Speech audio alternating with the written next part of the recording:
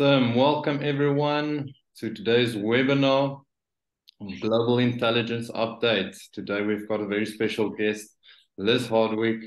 And Liz is a digital productivity specialist, professional speaker, trainer, and tech founder, and has been sharing her expertise and experience of harnessing digital for human benefit for over 15 years through talks, training, seminars, and her online e-learning platform.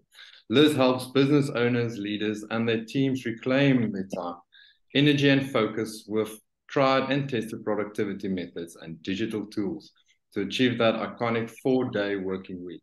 She has also been recognized for achievements in Tech Women 100, Tech Women Top 111, UK Women in the Tech Speakers BCs, in 101 female founders in tech, and Digital Leaders UK 100. Wow, Liz, what better introduction is there out there? Thank you, Chris. Welcome, Liz. And we are so happy to have you here. And I'm so glad you had the time to be here. So on that introduction, Liz, can we start by talking about your journey into studying productivity? So I think it probably goes back to when I used to work in broadcasting. So I used to run radio stations for a living, and I would regularly be responsible for scheduling. So putting the people in the places and getting everything organized. And at one point I was scheduling 300 people into 4-week rotations on a quarterly basis. So I had to put loads of different pieces together. It's kind of like putting a puzzle together. So I think that's where I got really good at being productive, talking about schedules, talking about planning, using my time wisely. I went down, I was an employee at the time there, and I went down to condensed hours across a 4-day week. So that's where the 4-day work week comes in straight away. I loved that. I got used to Fridays off. I got used to 3-day weekends, and I absolutely loved that. And then a few years after that, I started up my first business with my fellow co-founder, Darren Jenkinson. And then we talked about digital training. So at that time, digital was our focus, not productivity. And then we were probably running the business quite successfully for a couple of years.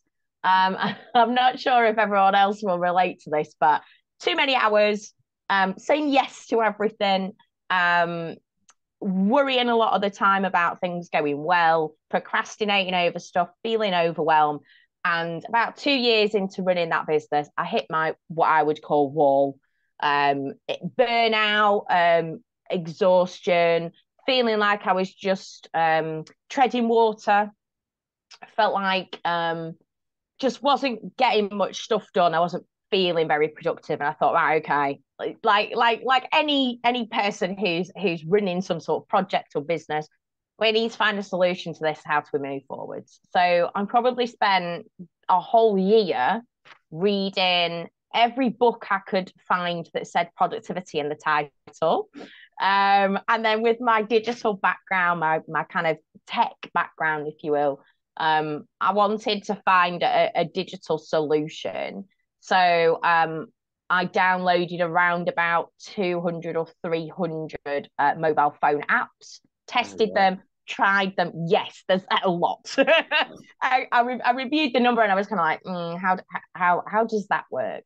And then very quickly I realized, by talking to other people had been in similar situations. I wasn't alone. And I thought, actually, this could be useful. So very much we were trainers by trade. So we were used to learning a topic, creating something, a series of programs or delivery, if you will, in terms of training content, and then delivering it. So productivity seemed like the next addition to us. So not just productivity, but digital productivity. And I think there is a difference, because there's a lot of people that talk about time management. Yeah. And I'll be honest, I feel like that's stuck in the 90s a bit. So digital productivity is the next step on from that. And because of our digital backgrounds, that felt like the next natural step. Roll forward 10 years, I'm now speaking at conferences about digital productivity. We run training courses, we do one-to-one private support with people, coaching, mentoring, all of that good stuff, based on the fact that productivity is part of the offer that we think is really important, especially to business leaders, entrepreneurs, because there's that struggle to keep that balance. So we've kind of gone, that's the whole potted history really, but you can see there's points throughout my professional career that I was always using productivity techniques and skills to be able to achieve things. And I think we all are. And I think I wouldn't say anyone's not productive. I think there's just always room to improve, room to increase by a small percentage per time. That's what we're dealing with in a lot of cases with business owners, entrepreneurs, is how do we get that extra 5% more productive? Because we're probably already productive, but we're always seeking new ways of doing things. And I think that's where, where we can help in terms of supporting other people. Sure. Yeah, talking about these challenges, what would you say are the most common challenges that you see in entrepreneurs? So I think I've probably been speaking on digital productivity topics around 7 years now, and I've kind of grouped it into 3 different sort of sections, if you will, 3 different problems and 3 different solutions. So those are time, energy, and focus. And for business owners, entrepreneurs, the underlying theme with that then is money. So with time, you're not doing a 4-day week. You're struggling in terms of fitting everything into your week. You're probably doing 5 days, 6 days, 7 days a week. You're doing long hours. You're getting up early. You're finishing. You're stretching yourself to the limit.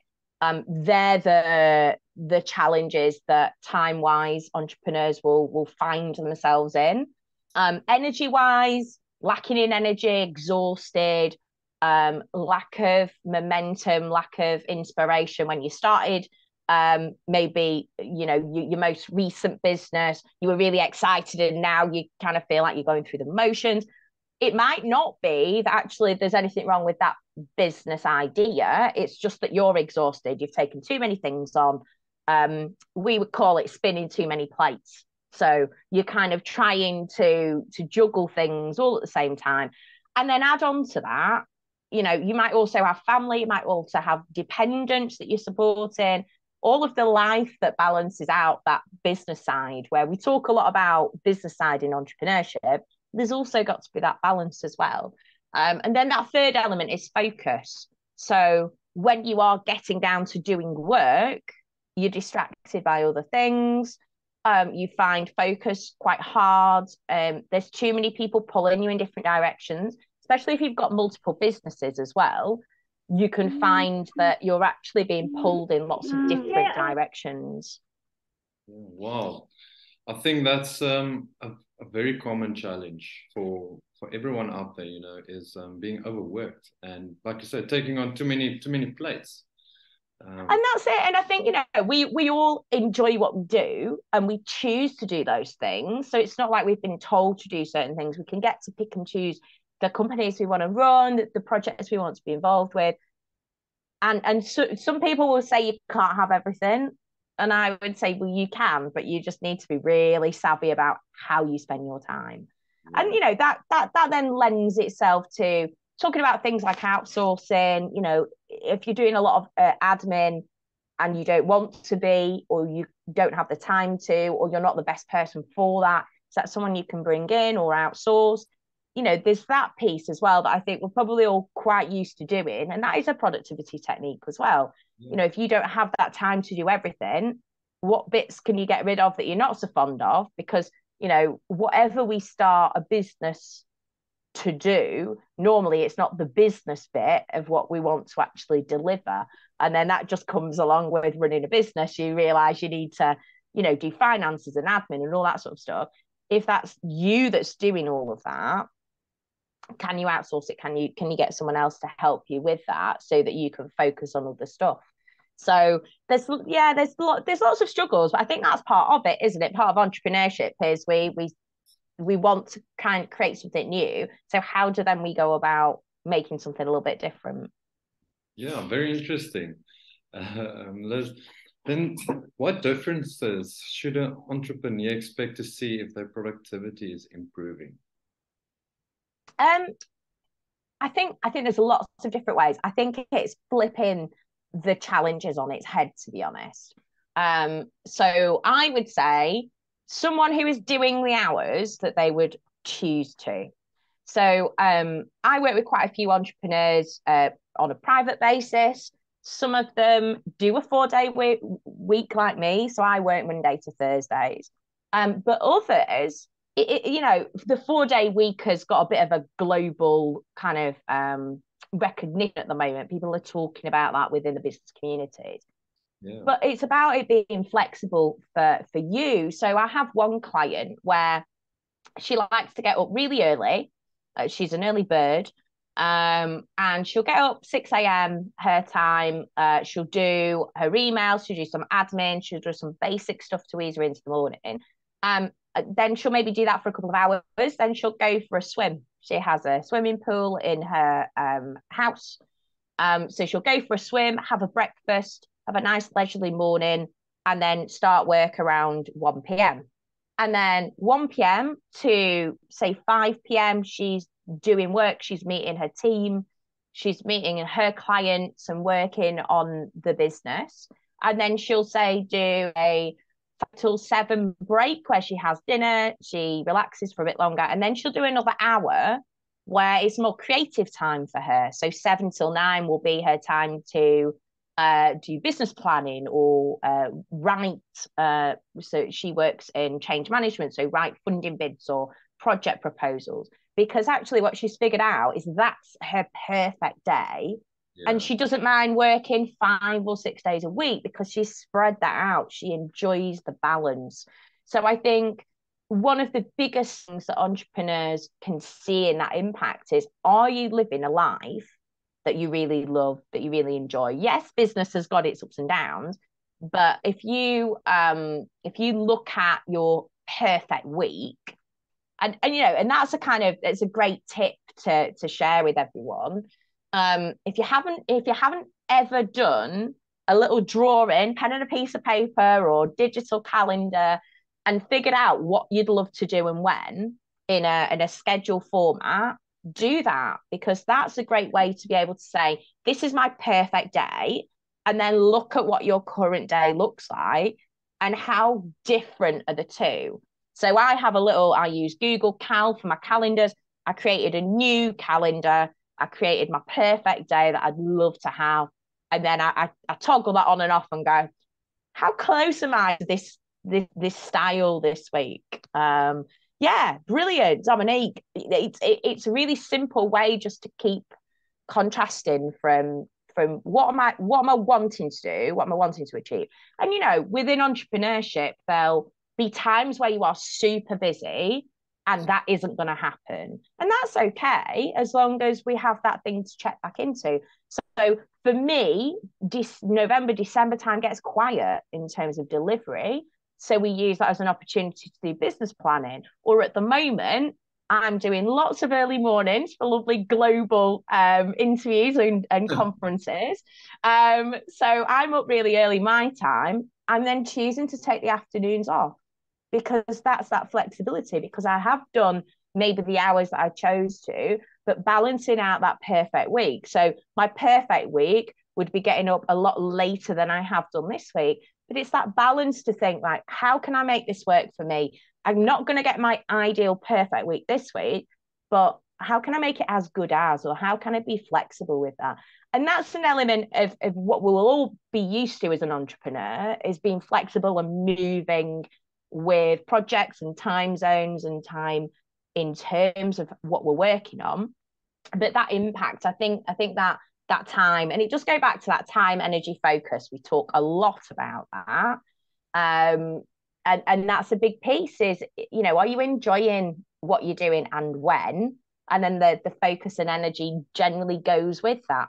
Are you feeling like you've done a really great day, and then you can choose to do something in the evening personally for that work-life balance? Or are you absolutely zapped and you don't do anything else and you just want to sit down and watch TV and do nothing else? Then the energy levels are, are probably out of sync there. Oh, wow. No, that sounds like a great activity that we can all try. And, I think we should actually do that. Then I've got a question for you, Liz. Now, you get this quite a lot, especially in the digital space. Why do you think the digital plays such a big role in the productivity? Yeah, good question. So I mean, I'm biased because I've always done digital or broadcasting or tech in some regard. And my businesses have all moved with digital. So whatever the latest technology is, we've tried to keep abreast of it. I think digital is, if you think of it as one of the tools in your toolkit that become part of how you do business. So productivity in itself is, yes, we can talk about the age-old days where we talked about time management. So I've mentioned quite a few examples of how we use our time more wisely. I'll talk about the time, energy, and focus again, because that's part of productivity. There are some things you could still do without digital. So you can choose to manage your time more wisely with a paper diary. So some people are really, they find benefit from having a paper diary. So that's fine. I'm not going to try and persuade people who have already got their systems and they're happy with them. For that example, so if people are using paper diaries, there are lots of somebody's saying that's me. There's lots of systems that you can utilize the processes without using digital. So that's fine. With the perfect day, for those of you who are on paper, it's just little post-it notes. So you do all the things, you put each item on a post-it note that you want to do, and you put it on your paper calendar instead. It's harder to move around. It's much easier to do that in digital. And I think digital then becomes the time-saving tool to help you do those processes. So we've got the time element of it. One great example is if people haven't heard of the process called Pomodoro, then please go search for that. That's the best process that I've ever used. And again, I've tried and tested many.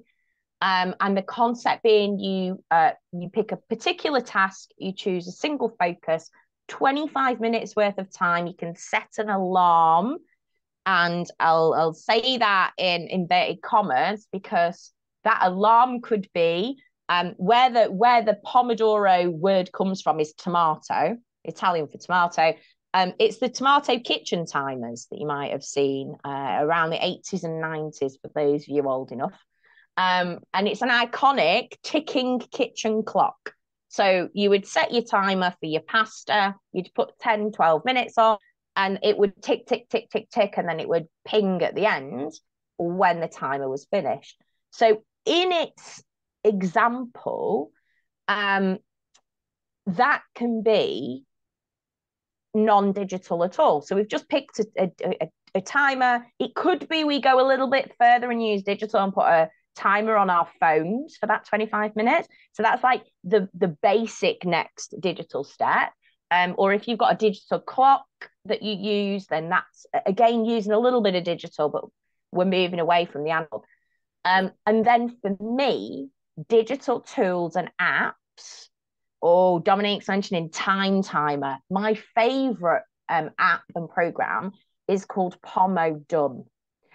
And I think that's where we start to see why digital is much more useful timing wise, because Pomodoro, it does the same thing. It sets a timer, it will ping at 25 minutes, and then you have a 5-minute break and it'll ping at the 5 minutes, and then you carry on. And then the concept of Pomodoro is you do 4 of those and you have a big break. However, Pomodoro app, and this is where the digital bit, where we talk about automations and integrations, this is where digital becomes really useful and time saving even more. Because Pomodoro, as an example, integrates with a lot of other systems. So it integrates with project management tools, it integrates with task management tools, it integrates with other systems that you could link your Pomodoro to. So, little quick example, I might say, okay, I use the to-do list app called Todoist. I link that with my Pomodoro app. And when I'm ready to sit down and do some work, I'll sit at my desk, I'll get my laptop out, and I'll say, right, I want to focus on this particular task, and I want to set a 25-minute timer for it. When I choose Find Pomodoro, I can pick the tasks direct from my task list into Todoist. That's where the integration becomes really useful. So I've just saved myself. And if you think about it, it might only be 30 seconds every time I'm going into my task app, saying, yes, I've done it, coming back to Pomodoro, choosing a different time. But if you think about every day you do that, it can add up as minutes. And across the week, if you're doing that, can add up as, maybe an hour's worth that you're then saving. So I would say just by linking that particular set of programs together, I'm probably saving 20 minutes, maybe across a week or 2 weeks. So that's where, again, we're starting to talk about just trying to increase our productivity by a couple of percent. How can we do that? Digital then means that we can do that and it automates it. So to finish that process off, once I've chosen my task from my Todoist app inside Pomodoro, I've set my timer, I've done my thing, I can then say inside Pomodoro, tick, I've done that. I mean, it'll automatically tick it off in my Todoist app. So it's time saved again. Instead of me having to keep flicking between systems, it's then given me a task to do it that way as well. And that's just one example. There's so many tools now that integrate. So that might be marketing systems where you're scheduling things and you're linking things together. It might be CRM systems where every so often they're sending out emails for things. I mean, if we think about how much time that's saving us not doing that manually, that becomes a really useful digital productivity tool as well.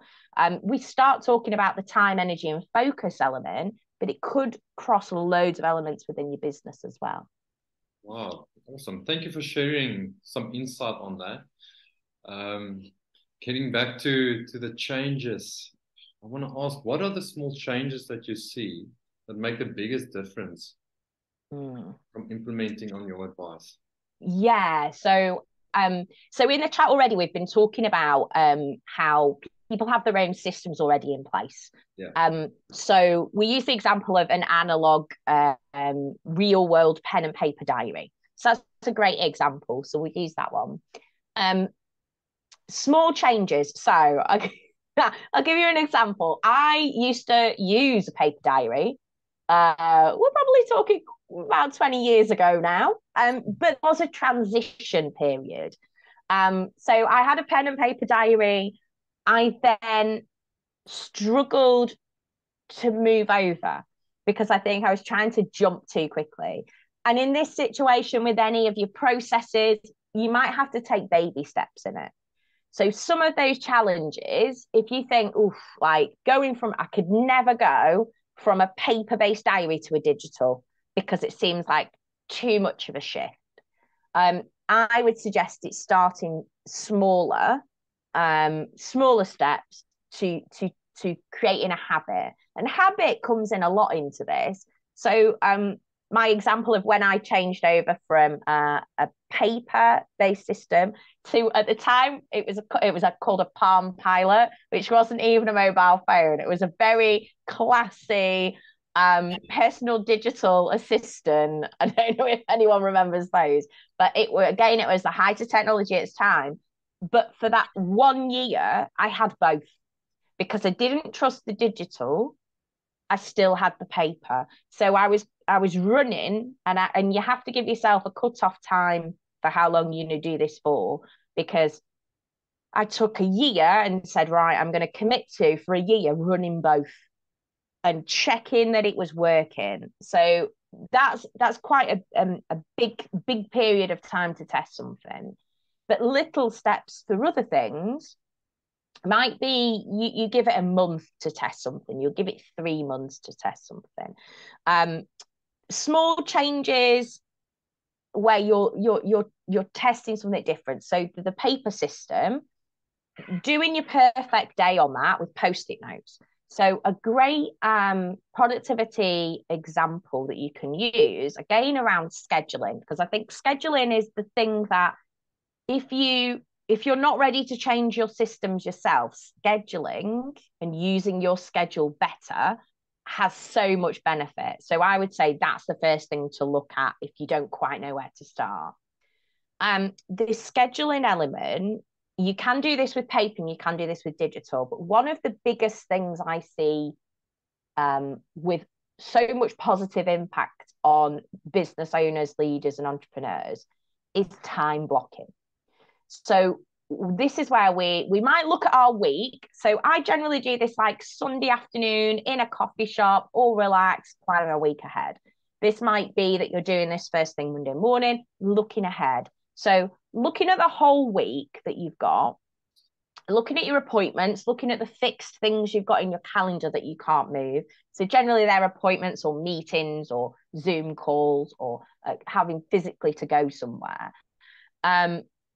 Then look at your to-do list for that week and look at where you can slot in the times for the tasks that you've got.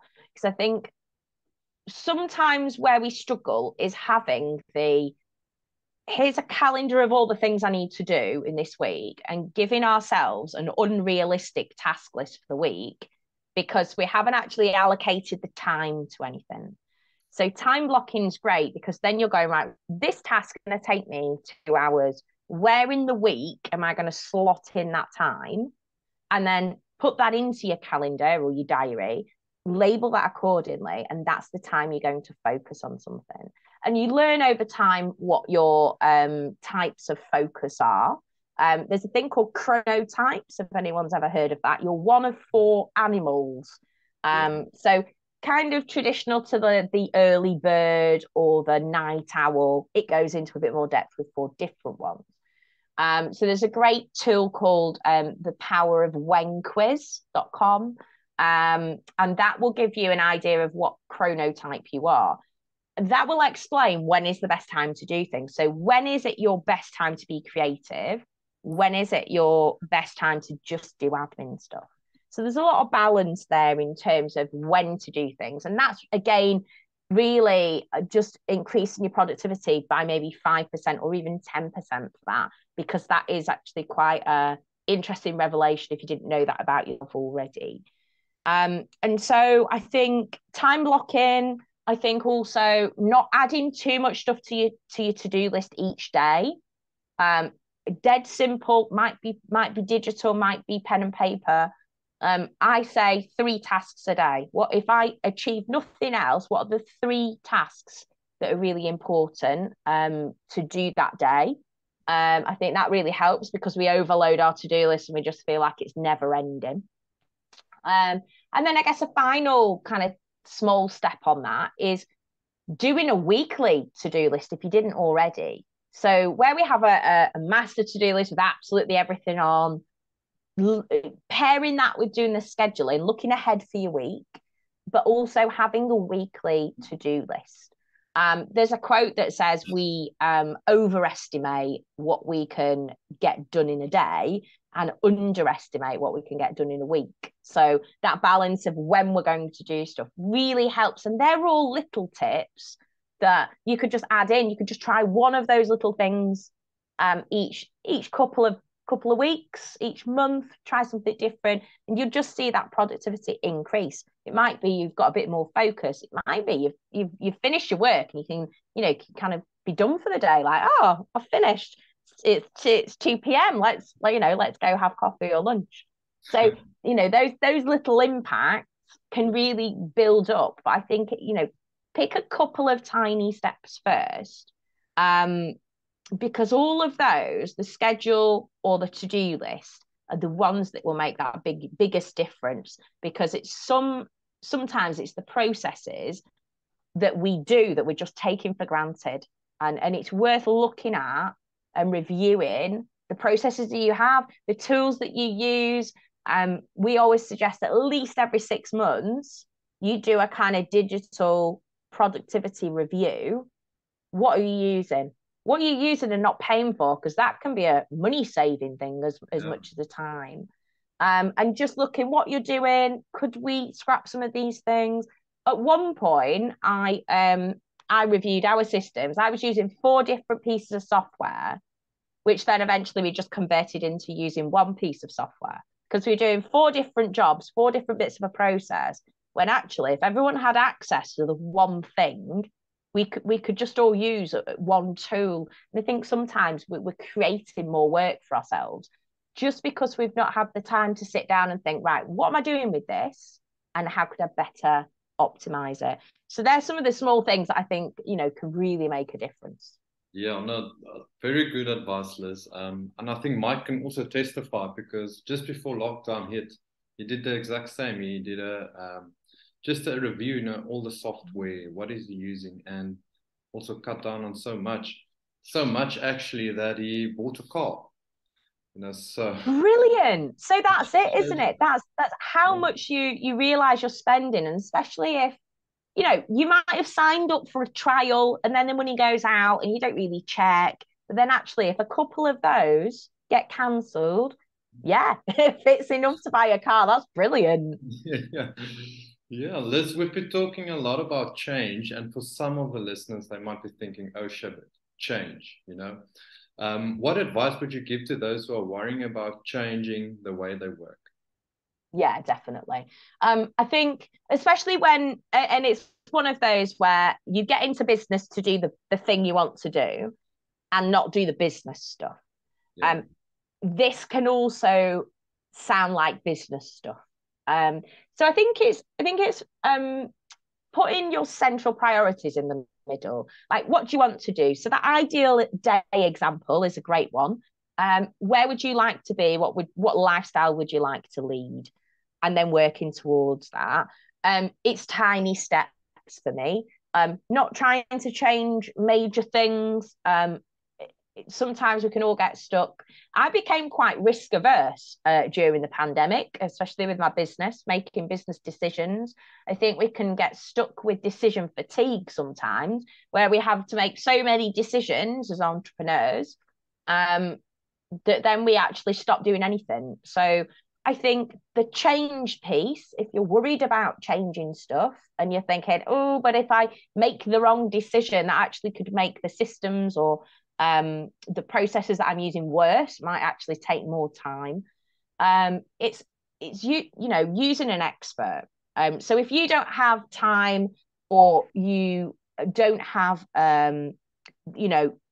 sometimes it's you don't care, you're not interested, or you don't have the skills to look at the systems with a kind of a separate eye. So it might be someone. So the great example that you shared around Mike doing that review, maybe that's a great place to start. So if you're worried about change, it's a great place to just understand, where am I up to right now?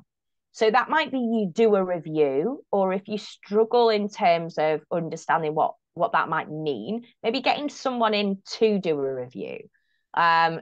Trying to find someone who is technology agnostic. So we're very specific, and we don't recommend one particular product. And I think that's really key for entrepreneurs, because a lot of the time we need to work agile, we need to work quickly, we need to be able to easily change things if we choose to. So I think get a review done. Either you do it or someone else does it. See where you are.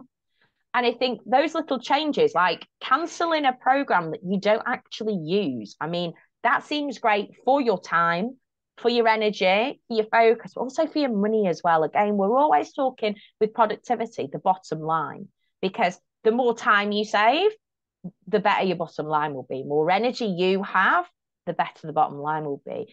The better focus you have, the better the bottom line will be. So it all links back into money. And I think that's where sometimes the teams that I work with, so I work with leaders and their teams, the teams don't understand why we need to do something. And that change piece can be a struggle sometimes because the leader hasn't got buy-in to why we need to do this. Actually, guys, if we figure out what a system could be better doing, we can save money, so we'll have more money for you. So I think that's explaining sometimes, like, why are we doing this? We're not, because I think a lot of the time also, if you've got teams and you start to talk about change, especially in the current climate, especially globally as well, there's an instant jerk reaction of they're going to try and replace me with computers. And it is a big worry for some people. So it's also explaining the changes that you might be making to your teams and your businesses to say, hey, no, this isn't getting rid of anyone. This is actually seeing we can all work better and, you know, all be able to take Fridays off. There's a lot of companies now that are actually doing a 4-day week.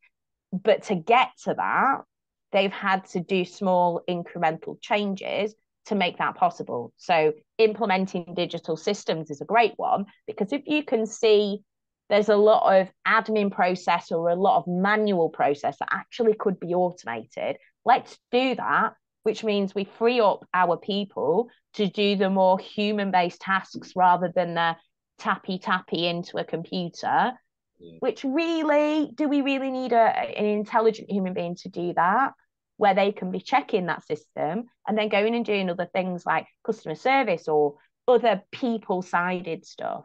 So change to review, have a look at what you've already got, what you're already doing. Make sure you explain change to you and your teams and why you're doing it to, you know, alleviate any problems or worries. But also bring everyone around with that discussion, because if you have got a team member that's working on a system day in, day out, and they're like, oh, it's rubbish because such and such, I've got a solution. This program over here is so much better. If you ask for opinions and feedback, you might not need to necessarily do the research yourself. Your team might already have the answers. And I think sometimes it's also about going and asking for people's feedback. But yeah, change is a scary thing anyway, right? As entrepreneurs, we're used to that. We're used to working agile. So yeah, tiny steps, but then also, you know, replicating and explaining what those reasons are that you're changing. Wow, great answer, Liz. Thank you very much. And I've been asking you quite a few questions, and you've been giving us quite a lot of insight and great advice. Now, I would like to ask, how do you support the entrepreneurs on their journey? For those that don't. Oh, love it. So we have quite a few different levels that we engage with people. So we can work with leaders, entrepreneurs, and their teams. So especially since 2020, there's been a massive move to remote working and hybrid working. Yeah. And for teams, that seems to be a key bit at the moment. So we do training for that. Again, we talked about change. That might be buy-in. So we run training sessions for leaders, entrepreneurs, and their teams. So that's a wider conversation. We also work one-to-one with entrepreneurs. So it might be, I've literally got an email in my inbox from a client from yesterday saying, I need some help. I'm trying to run 2 full-time roles under part-time. So she's doing 2 part-time jobs, which actually are a full-time role. So she's trying to do that. She's getting overwhelmed and she needs some support in how to actually focus, refine her time. And a lot of the things we've talked about today here is exactly what I'll help her do. So I've thrown a load of ideas at people today. What we do is then we support people to make that change. So we talk about change being scary. Sometimes it's really good to have an expert, a specialist to hold your hand going through that process, figure out what their needs are, and then be able to support them that way. So we do one-to-one private support with clients, with entrepreneurs, with CEOs. And then we have an online learning portal. So if you want to dip in and out, or you just want to learn at your own pace, we've got an online learning platform where you can kind of buy a course.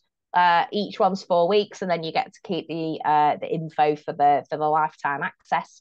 Then we do some free stuff as well. So we have a free virtual online co-working, mostly every month, where people can get together and on a Zoom call can just get on with stuff. But that accountability, I think, especially if you're working on your own a lot of the time, that accountability can be really helpful. And I know by just joining a Zoom, and we use the Pomodoro method I mentioned before. So we work in 25 bursts of time, 5-minute break where we chat to each other, we set our next task, and then we carry on. There's a little bit of music in the background. We see everyone on the cameras. And I get so much more done in those sessions. And that's free. Anyone can join that. And we put those on Eventbrite for anyone to log on to. And it covers most time zones. So we try and keep it as accessible as possible. And then we have a free Facebook group. We have a free email list. And we also have a free online book club, which is normally around a productivity book. So I mentioned before about reading all of the books that had productivity in the title. I've done those, and now I'm always currently seeking out other sort of productivity or personal development books as well. And we do that online across a whole day in a Facebook group. So all time zones can pretty much join us. And we read a book together pretty much every other month, because a lot of people have got a lot of stuff going on. So lots of ways that we support entrepreneurs in different forms and for different cost prices as well, because we appreciate everyone's at different points on their journey and might have different budgets to work with. Wow, well that's great, Liz. That's awesome. And I see there's no question, so you must have explained everything so well. No one has any questions. I mean, if anyone's got any questions about particular, specifics in their business that they find kind of challenges, or I love being able to recommend a good app as well. So if people are kind of, I want to find an app that helps me do X, the kind of 300 that I downloaded over the years are I've kind of tried and tested different things, but there's loads of other different productivity techniques as well. So I mentioned Pomodoro, which is my favorite, and I use that as a good explanation of how I got to my 4-day work week within my business. Yes, I was able to do it as an employer as condensed hours, but for me in my business to go from working 7 days a week, all hours, to actually just thinking, right, I want to work a 4-day week. Pomodoro process was the process that enabled me to do that.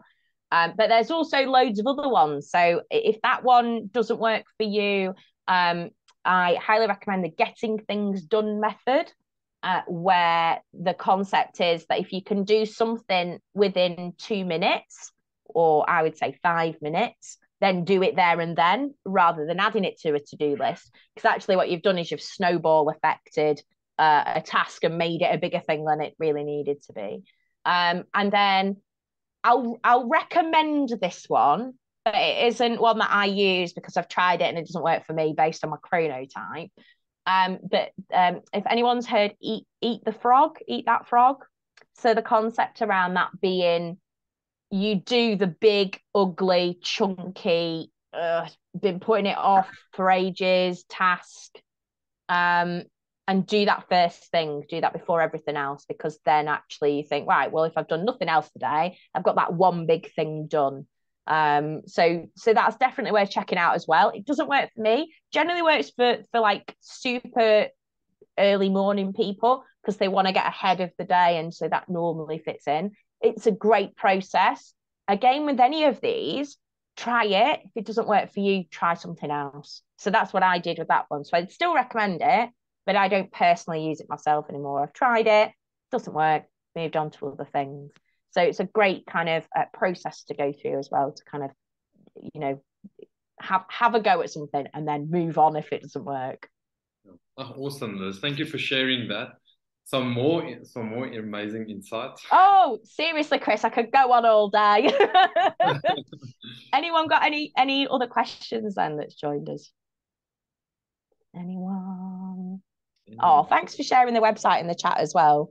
There's also I've got for productivity stuff. There's also my personal website. I've got a few blogs on there. So I'll bob that in the chat as well. And then our e-learning course can go from anywhere as well. So it's elearning.digeenable.co.uk.